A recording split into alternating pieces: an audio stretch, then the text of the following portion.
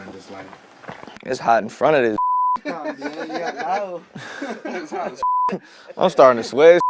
Alright, so. Snizzy On The Beat, 25 years old, Grammy-nominated producer, multi-platinum. Did work with Lil Wayne, did work with Trey Songz, did work with 21 Savage. Snizzy on the beat. Growing up, the role of music in my household it's always been a major factor. My dad was a musician, my grandpa was a musician. I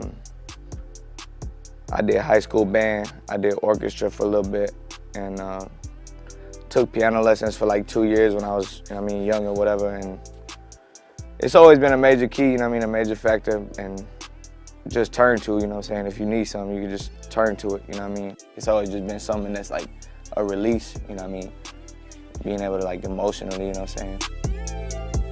I started producing, I would say maybe going 10 years ago. And my first beat now, if you ask me that now, my first beat probably sounded like ish, but at the time, it was what it was, and I was just, but I've been probably producing for about like 10 years, 12 years, something like that.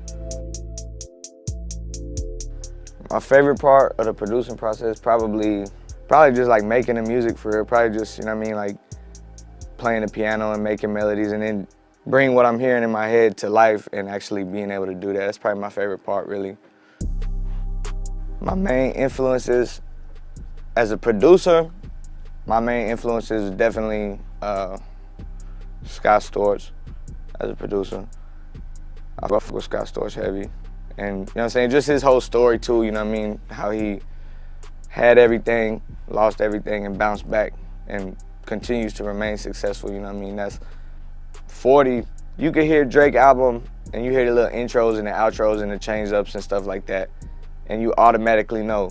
Me as a producer, I automatically know, oh, that's 40. So 40 and Scott Storch to the max. The vibe is so much better when you're working with the artist in the studio, and y'all can feed off one another, But,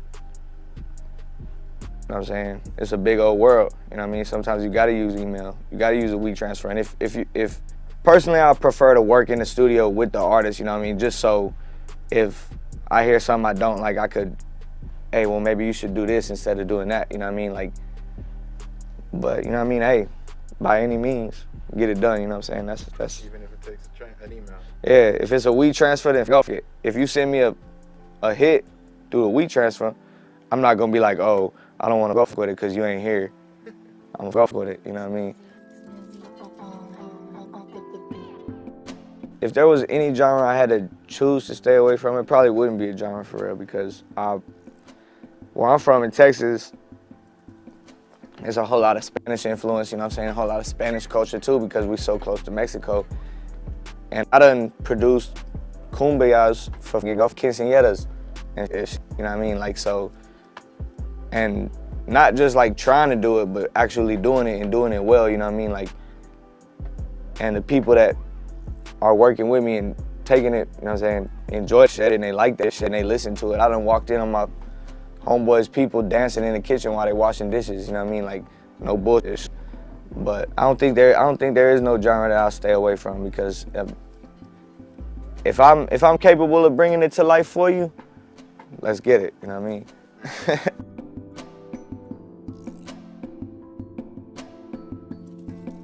My preference on live sounds and like digital instruments, I guess, is like live instrumentation is always gonna sound better. It's always gonna have more soul in it, and that's I think that's a problem with, like, it's not a problem, but like new wave of producing, you got access to so many kinds of instruments, you can have a piano and a bass and a keyboard and everything right there in the Fruity Loops, But that, like, I feel like that like take the soul out of it, Like, it's the live instrumentation is definitely, more, I guess you could say, soulful. If I had the option to do live instrumentation at all times, I probably would, but, nowadays, the modern age of producing, you really don't even need live instruments. If I had advice to upcoming producers, like I said, I always keep a lawyer, keep an attorney, you know what I mean? And no matter how good it may seem or may sound, always get your paperwork looked over, you know what I mean? Because that was my mistake, you know what I mean? I went against my mama's word, went against my friend's word, you know what I mean? Even my mama ate, like when they sent me the paperwork back in the day, I'm looking at it, and they got me with the money though, you know what I mean? They threw the money in the equation, and it was a whole different story, you know what I mean? And I was a high school dropout working at pizza, you know what I mean? So you throw me 20, 30 bands, I might sign that shit, you know what I mean? So, but if you think that you missing an opportunity because you taking the right steps, you're really not missing an opportunity, you know what I mean? Like I was saying, remain true to yourself and stay confident, you know what I'm saying? How can anybody else believe in you if you don't believe in yourself? Yeah, I'm not gonna say no names, but it was a producer duo. They submitted a pack of beats to Cash Money, and this was when I was on SoundClick. This before SoundCloud, this SoundClick. I mean, it's different. And I had a profile on SoundClick, a producer profile, and I was doing pretty good on there. I had like, out of maybe 180 beats I had uploaded, I had maybe 30 or 40 of them was like #1 on the SoundClick charts. And at the time, you know what I mean, now it sounds irrelevant, but at the time, that's what it was, you know what I mean? But yeah, I had the beat for Wayne was on my SoundClick, and somehow these two people, I guess they just heard it or downloaded it, I don't know what the case, but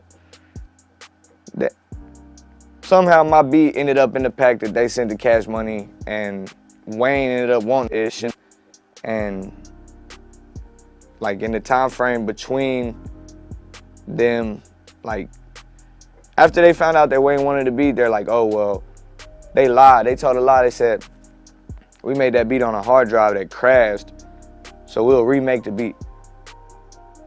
And like in the time frame of them, I guess, remaking my ish, I found out about it, you know what I mean, and I sent the files through, and that's what it was, you know what I mean? So, hey, what happened to me, bro, you know what I'm saying? I don't want that shit. I wouldn't wish that shit on no other producer, young kid trying to make it, you know what I mean? And in all actuality, that's what it is, you know what I'm saying? A whole bunch of kids out here with a dream and an idea, you know what I mean? So, like I said, if you feel like you're gonna miss the opportunity because you gotta take the right steps legally to protect yourself, then it's not an opportunity, you know what I mean? If you feel like you're missing something because you can't do the right thing, it's probably not for you. Snizzy on the beat.